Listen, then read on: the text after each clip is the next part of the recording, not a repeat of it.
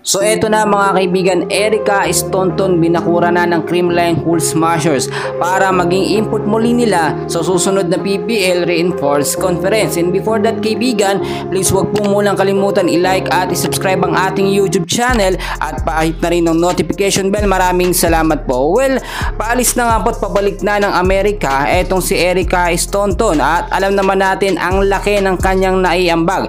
2 corona ba naman ang kanyang naibigay or naidagdag din dito sa CCS. Kung wala po kasing Erica Staunton dito sa CCS ay hindi naman magkakampyon ng Creamline, especially hindi makaka-Grand Slam.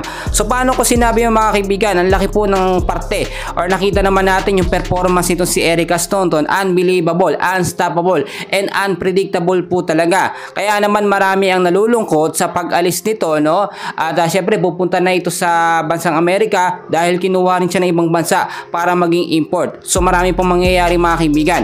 Ayon na rin sa ating mga nakuhang updates ay binakura na at binigyan ng paanyaya or bagong kontrata etong si Erica Staunton ng Creamline Cool Smashers Management para maging import po muli nila. So bakit nila kinuha ulit mga kaibigan na pwede namang kumuha ng iba? Ang sistema kasi ng Creamline mga kaibigan, ayaw po nilang magbago. Wala naman kasi mababawa sa CCS mga kaibigan. Yung first 6 lineup ng Creamline, pang malakasan yon. Kung mababago at mapapalitan itong si Erica Staunton, alam natin hihina or magbabago yung sistema ng Creamline, especially yung chemistry ng mga player.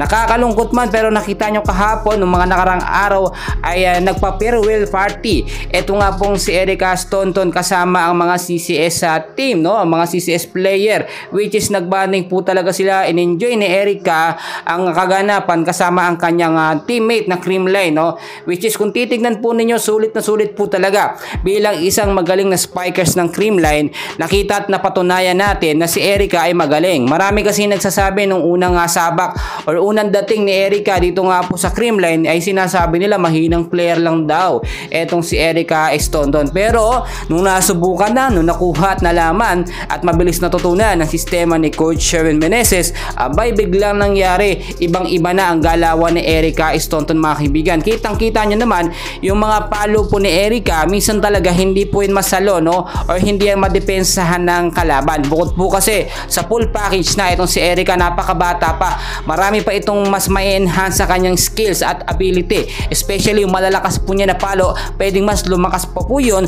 sa pagtagal po ng mga taon mga kaibigan. Depende na rin sa kanyang mga experience at ang kagandahan dito, hindi po siya mapapahinga bagkos maglalaro din siya bilang import sa ibang bansa katapos dito sa bansang Pilipinas sa CCS. So pagbalik niyan sa next conference ay makakasigurado tayo may mga bago yung matututunan at mas lalakas etong si Erica. Well mga kaibigan, dahil pa natin kaganapan, please huwag kalimutan i-like at i-subscribe ang ating YouTube channel. Maraming salamat po.